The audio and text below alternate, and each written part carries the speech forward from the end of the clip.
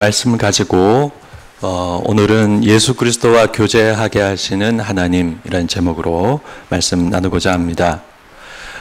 오늘 본문은 인사말에 이은 감사와 찬양입니다. 사도 바울은 본론을 시작하기 전에 이렇게 하나님을 향해 감사와 찬양을 합니다. 그래서 오늘은 이 말씀을 살펴보고자 합니다. 오늘 본문 내용을 간단히 살펴보면 이렇습니다. 4절은 너에게 주신 하나님의 은혜로 인하여 내가 하나님께 감사한다는 말입니다. 여기서 고린도 교회에 주신 하나님 은혜가 이제 구체적으로 무엇인지에 대해서는 5절 이후에 말씀합니다. 5절부터 7절은 감사의 이유가 되는 그 하나님의 은혜에 대해 말씀합니다. 먼저 너희가 그분 안에서 모든 언변과 지식에 풍족하다라고 말합니다. 이것은 고린도 교회 신자들의 기본적인 자질과 특성을 가리키는 말씀입니다. 언변에 뛰어나고 지식에 뛰어나는 것은 좋은 자질입니다. 하나님의 뜻과 말씀을 이해하고 또 그것을 나눌 때, 또 전할 때 좋은 도구가 됩니다. 또 말씀합니다. 그리스도의 증거가 너희 중에 견고하게 되어. 예수 그리스도를 증거하는 하나님의 말씀은 고린도 교회 신자들의 좋은 능력과 자질 속에 견고하게 되었습니다. 여기서 견고하게 되었다는 것은 교회가 잘 성장하고 신자들의 개인 신앙이 잘 성장했다는 의미입니다. 이어서 말씀합니다. 너희가 모든 은사에 부족함이 없이. 고린도 교회는 3, 4년밖에 안 된 그런 신생교회였지만 그들의 좋은 자질과 말씀과 성령의 역사로 모든 은사를 부족함 없이 받게 되었습니다. 참으로 감사한 일입니다. 물론 지금 고린도 교회는 은사 때문에 많은 문제가 있는 상태입니다. 그러나 사도 바울은 여기서 그 문제를 말하지 않고 먼저 칭찬하고 있습니다. 우리는 고린도 교회 문제에 대해 신중하게 그렇게 다가가는 사도 바울을 볼 수 있습니다.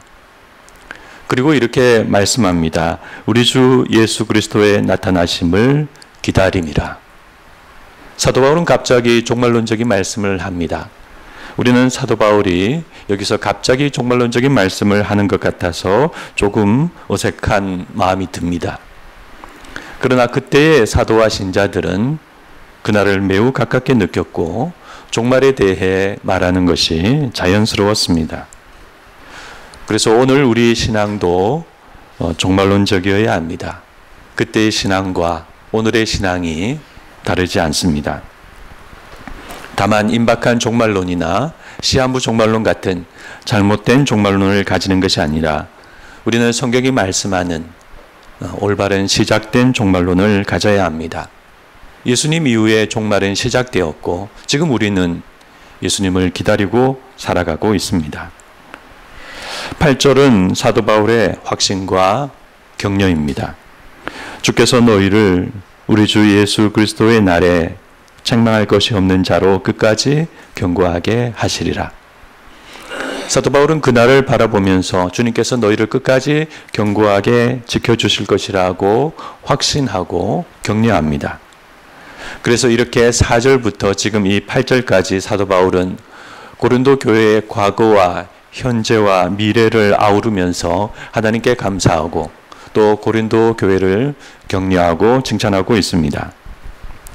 마지막 9절은 사도 바울의 찬양입니다. 너희를 불러 그의 아들 예수 그리스도 우리 주와 더불어 교제하게 하시는 하나님은 신실하시도다.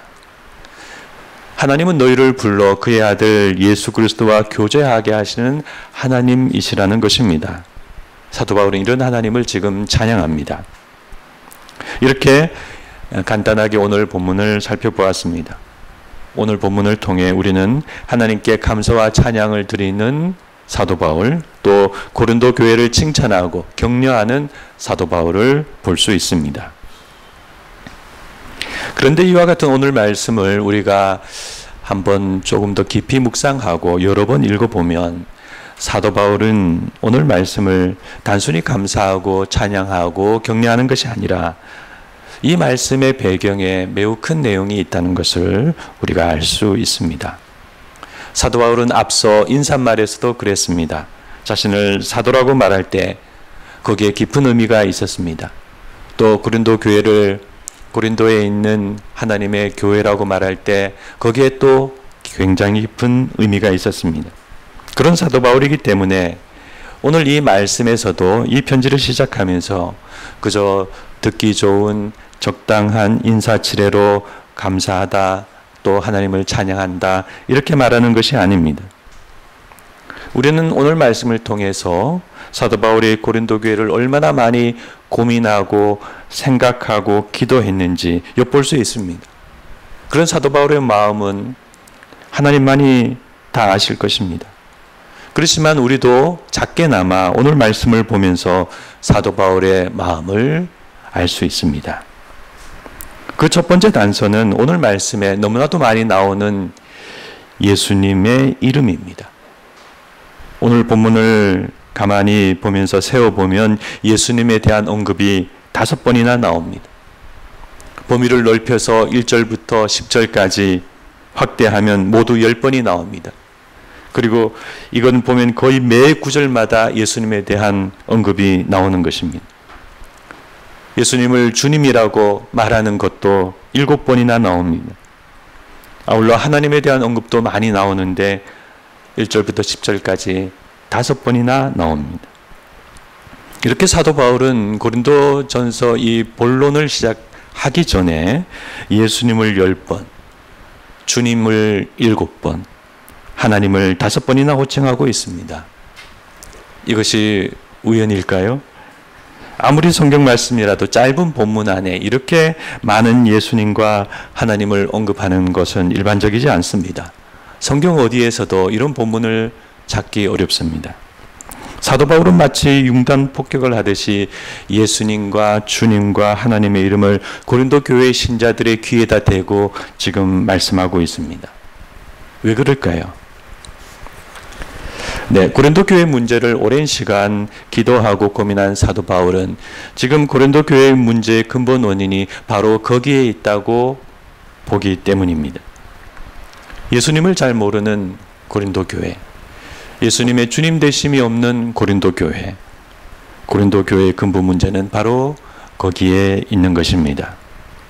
모든 언변과 지식에 뛰어나고 공동체가 잘 성장하고 각종 은사가 나타나고 많은 영적인 일과 현상들이 일어났지만 그러나 고린도 교회는 그들 자신들로 가득한 사람의 교회였습니다.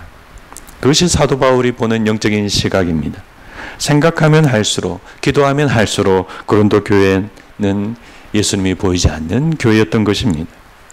그래서 사도 바울은 그런 마음과 영적인 시각 속에서 이렇게 고린도 전서를 시작하면서 예수님을 많이 언급하고 있습니다.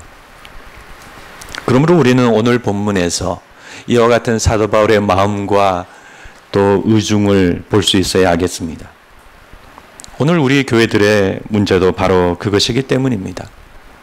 고린도 교회는 생긴 지 얼마 안 되어서 예수님이 없지만 우리 지금 한국 교회는 너무 오래되어서 예수님이 없습니다. 교회 역사는 짧을 수도 있고 길 수도 있습니다. 그러나 교회는 예수님이 계셔야 교회가 됩니다.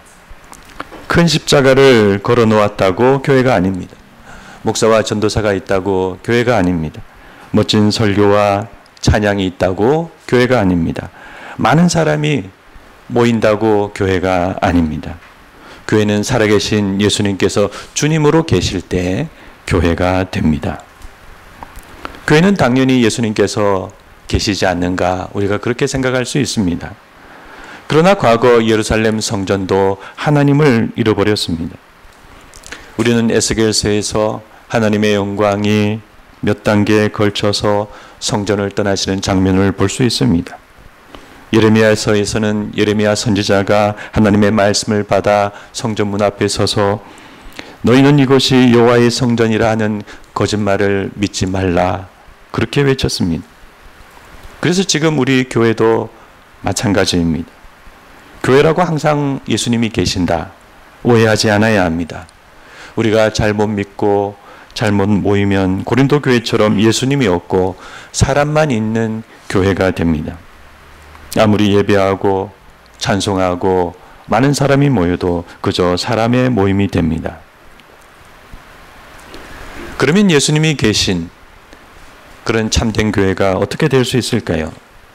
단순히 우리가 성경 말씀과 예수님의 말씀을 나누고 십자가가 있고 또 그런다고 예수님이 계신 교회가 되는 것이 아니라 예수님의 말씀과 가르침을 실천하면서 그 말씀이 우리의 신앙과 정신이 되고 그 신앙과 정신과 순종 속에 예수님이 우리 주님이 되실 때 그때 그 개인과 교회는 예수님이 계신 곳이 됩니다.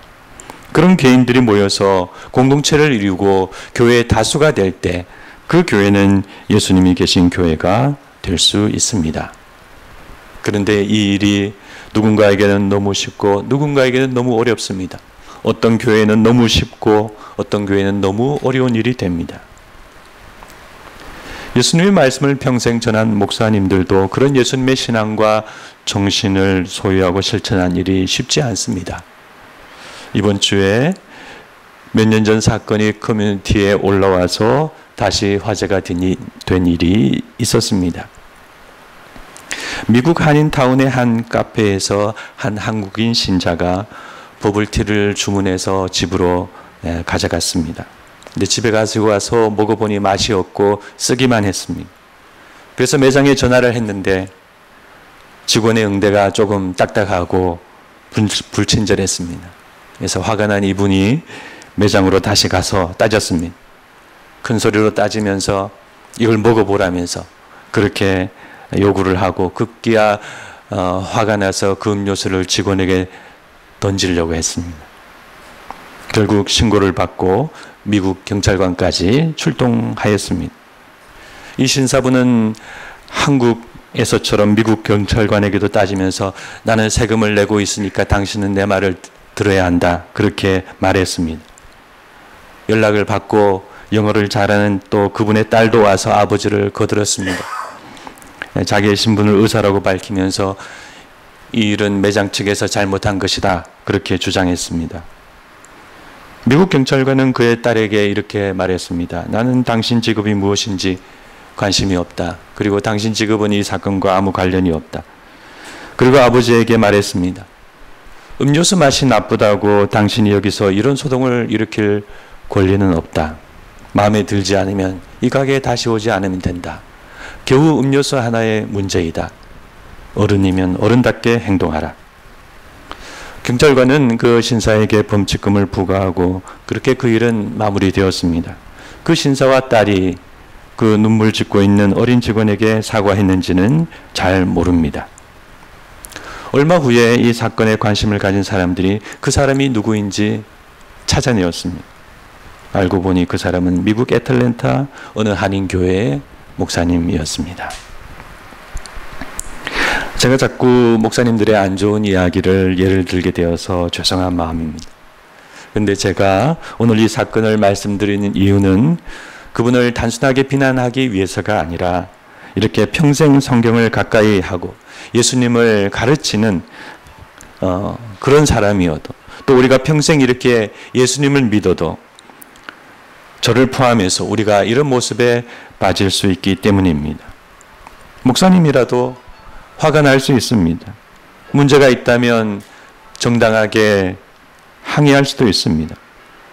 그러나 만약 우리 안에 예수님이 주님으로 계시고 우리가 예수님의 말씀과 뜻과 정신을 올바르게 가졌다면 그 사건을 그렇게 만들지는 않았을 것입니다. 왜냐하면 그 사건 안에는 한 사람을 사회적으로 낮춰보는 비성경적인 시각, 자신의 화를 절제하지 못하는 그런 지혜롭지 못한 모습, 또 자신의 항의가 얼마나 정당한지 깨어있지 못하는 영적인 태도, 그런 것들이 얽혀있기 때문입니다. 우리가 참된 신앙인으로 예수님이 주님으로 우리 마음에 계시고 우리는 그런 주님으로 인해 낮고 겸손한 정체성을 가지고 이웃을 사랑하고 자기보다 연약한 사람을 돌아보고 우리에게 잘못한 사람을 용서하는 예수님의 말씀과 가르침을 알고 유대인이나 헬라인이나 종이나 자유자나 사람을 신분에 따라 차별하지 않고 옳고 그름과 선악을 분별하는 지혜가 있고 우리의 실수와 잘못을 죄가 되지 않게 하시는 성령님의 인도하심과 영적인 감각을 가지고 자신의 잘못을 사과하고 미안하다고 말하는 회개의 영을 가지고 있다면 그런 불행한 사건은 만들어지지 않았을 것입니다. 설령 다툼을 시작했다 하더라도 사과하고 용서하고 잘 끝냈을 것입니다. 우리는 그런 원망을 남겨둔 채 하나님 앞에 예배하러 나올 수 없는 사람들이기 때문입니다. 그러므로 우리는 겉으로 예수님을 믿을 것이 아니라 속으로 깊이 예수님을 믿어야 합니다. 우리 속 심령과 마음과 생각이 교회와 신자가 되어야 합니다. 우리는 열매를 맺는 나무가 되어야 합니다. 예수님은 열매 맺지 않는 나무를 인정하시지 않습니다. 그러므로 아무쪼록 우리는 예수님이 주님 되심이 없는 고린도 교회를 본받지 말고 예수님을 주님으로 깊이 모시는 교회와 신자가 되어야 하겠습니다. 오늘 말씀에서 두 번째 특별한 말씀은 9절 말씀입니다. 너희를 불러 그의 아들 예수 그리스도 우리 주와 더불어 교제하게 하시는 하나님은 미쁘시도다. 고린도 교회를 깊이 생각하는 사도 바울은 지금 고린도 교회 신자들을 향해 이와 같은 특별한 말씀을 합니다. 하나님은 우리를 부르셔서 그분의 귀한 아들인 예수 그리스도와 함께 교제하게 하시는 하나님이라는 말씀입니다. 여기서 교제하게 하신다라는 이 말은 우리가 잘 아는 단어 코이노니아입니다. 코이노니아는 교제, 사귐, 함께함, 함께 참여함이라는 뜻을 가지고 있습니다. 그런데 사도 바울이 지금 여기서 이 말씀을 하는 의미는 이 단어가 가지고 있는 일반적인 의미를 훨씬 초월해서 굉장히 영적이고 신학적인 의미로 말씀하고 있습니다.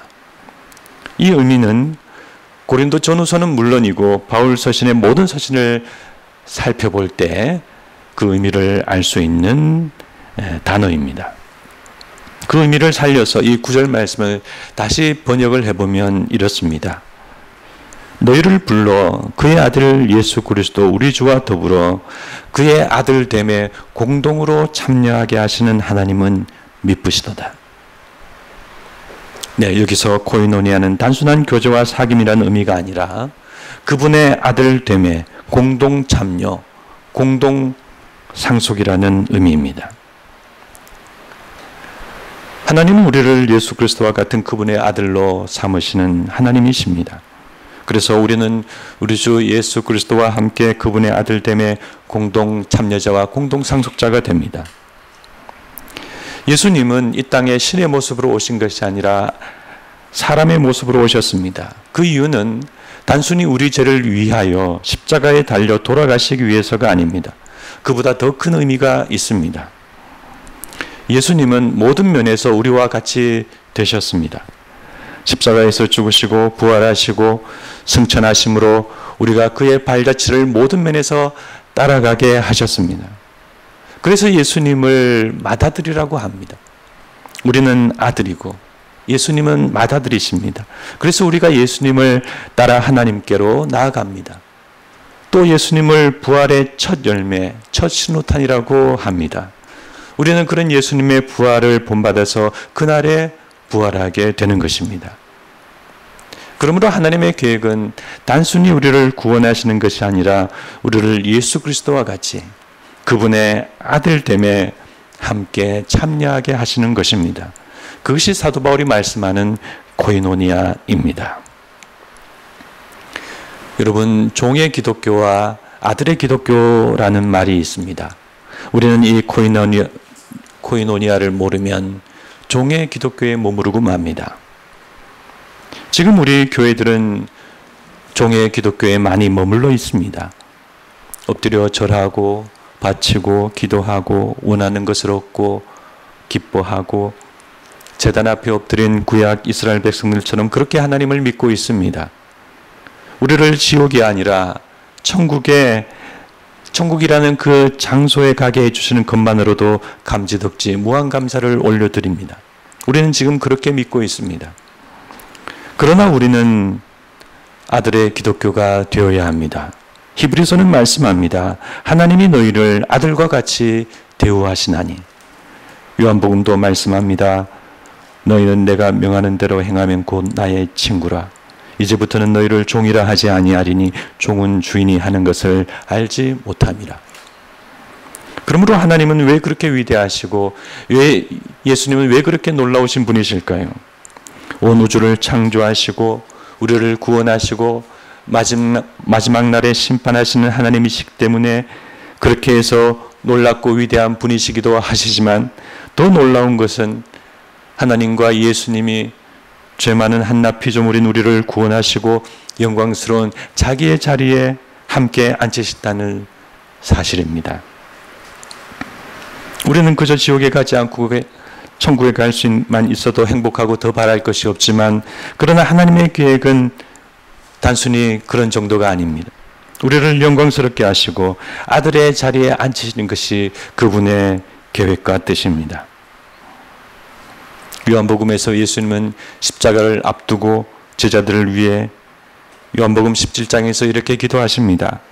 아버지여, 아버지께서 내 안에, 내가 아버지 안에 있는 것 같이 그들도 다 하나가 되어 우리 안에 있게 하시고 내게 주신 영광을 내가 그들에게 주었사오니 우리가 하나가 된 것 같이 그들도 하나가 되게 하옵소서. 이와 같은 예수님의 기도는 코이노니아의 의미가 무엇인지 잘 말씀하고 있습니다. 그러므로 우리가 이것을 할 때 우리도 사도 바울과 같이 하나님의 은혜를 절로 찬송하게 됩니다.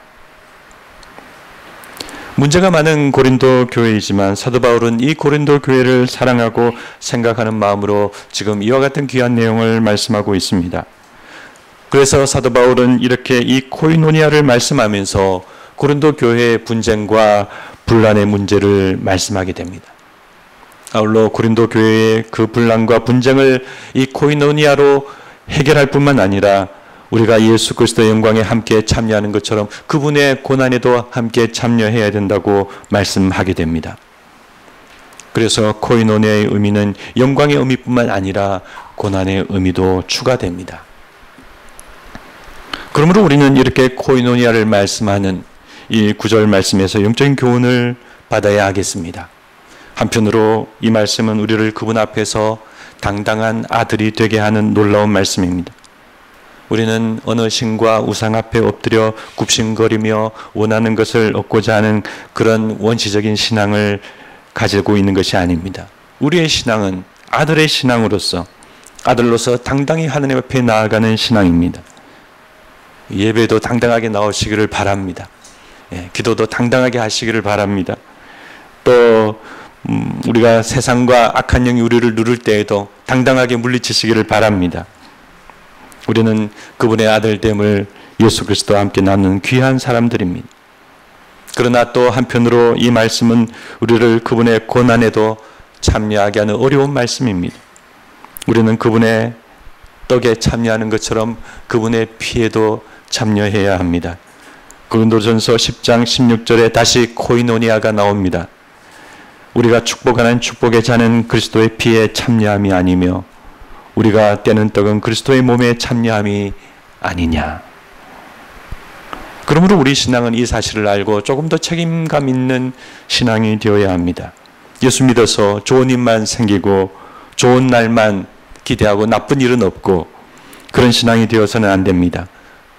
그것은 우상을 섬기는 일반적인 평범한 신앙입니다. 우상을 섬기는 소원성취의 신앙은 좋은 것만 기대합니다. 그러나 우리는 그런 세상적인 신앙이 아니라 우리에게 주신 영광과 함께 고난도 받겠다고 하는 아들의 신앙이 되어야 하는 것입니다. 미국에서 열심히 목회하던 한 젊은 목사님이 갑자기 암에 걸리셨습니다. 몸이 안 좋고 또 굉장히 피곤한 날이 많았지만 사역이 너무 바빠서 병원에 가지 못하셨다고 합니다. 그러다가 몸이 너무 나빠지고 피도 나오고 해서 병원에 갔더니 말기암 진단을 받았습니다. 정신병력 같은 이 일을 당하고 이 목사님의 생각과 신앙에 큰 혼란이 왔습니다. 내가 하나님 앞에 뭘 잘못했는가? 내가 뭘 하나님 앞에 잘못한 것이 없다면 하나님은 왜 이 소중한 시기에 왜 이런 시련을 나에게 허락하시는가? 도대체 하나님의 뜻은 무엇인가? 이 목사님은 혼란을 겪으며 상심하며 기도하며 하나님의 뜻을 구했습니다. 그런 고통의 시간 끝에 이 목사님은 성경 말씀 속에서 하나님이 주시는 위로와 하나님의 음성을 듣게 되었다고 합니다. 근데 제가 그 기사를 읽으면서 한 가지 조금 아쉬운 면이 있었습니다. 어렵고 힘든 가운데 하나님의 뜻을 찾는 그 목사님의 신앙은 귀한 신앙임이 분명합니다. 그러나 어려움이 닥쳐왔다고 신앙적으로 낙심하고 힘들고 혼란을 느끼고 그럴 필요는 없기 때문입니다. 우리가 아들의 신앙을 이미 가지고 있다면, 우리가 예수님과 온전한 코이노니아 가운데 이미 있다면 어려움이 온다고 힘들거나 혼란스러운 일은 없습니다. 우리는 이미 예수님을 따라 어디든 가는 신앙입니다. 예루살렘으로도 올라가고 또 골고다로도 올라가고 감람산으로 올라가고 시온산으로도 올라갑니다. 예수님이 고난받으시면 우리도 고난받고, 예수님이 죽으시면 우리도 죽고, 예수님이 부활하시면 우리도 부활하는 신앙입니다. 우리는 그분의 떡에도 참여하고 피에도 참여하는 신앙입니다. 기쁨도 있고 슬픔도 있는 신앙입니다. 슬프다고 힘들지는 않습니다. 그러므로 우리는 이와 같은 아들의 신앙과 코이노니아의 신앙을 가지고 이 땅의 모든 희노애락과 대소사 속에서 흔들리지 않는 사람이 되어야 합니다. 앞서 인사말에서 사도 바울은 너희에게 은혜와 평강이 있기를 원하노라라고 말씀했습니다. 여기서 이 평강은 우리의 마음이나 감정을 가리키는 의미가 아닙니다. 우리는 하루에도 몇 번이나 우리의 감정의 변화가 옵니다. 좋았다가 나빴다가 괜찮았다가 불안했다가. 그러나 여기서 말씀하는 평안의 의미는 하나님과의 관계입니다. 하나님과의 관계에서 오는 근본적인 평안입니다. 우리가 하나님과의 관계에 아무 문제가 없다면 우리는 지금 하나님 안에서 평안을 누리고 있는 것입니다. 그러므로 혹 갑자기 어려움이 생겼다고 하나님의 뜻이 무엇인지 모르겠어요, 그런 말씀 하지 마시기를 바랍니다. 우리는 그런 어린아이 같은 신앙이 아니라 항상 감사하고 찬송하고 은혜와 평안을 누리는 장성한 신앙이 되어야 하겠습니다. 말씀을 맺고자 합니다. 오늘 우리는 고린도전서의 이 감사와 찬양에서 특별히 두 가지 말씀을 발견했습니다. 예수님의 많은 이름과 예수님과의 코이노니아입니다. 아무쪼록 우리 성도님들의 삶에 예수님의 귀하신 이름이 넘치시기를 바랍니다. 또 우리를 예수 그리스도와 함께 아들로 삼으신 하나님의 은혜도 늘 넘치시기를 간절히 바랍니다. 이 시간 한번 우리 같이 기도하도록 하겠습니다.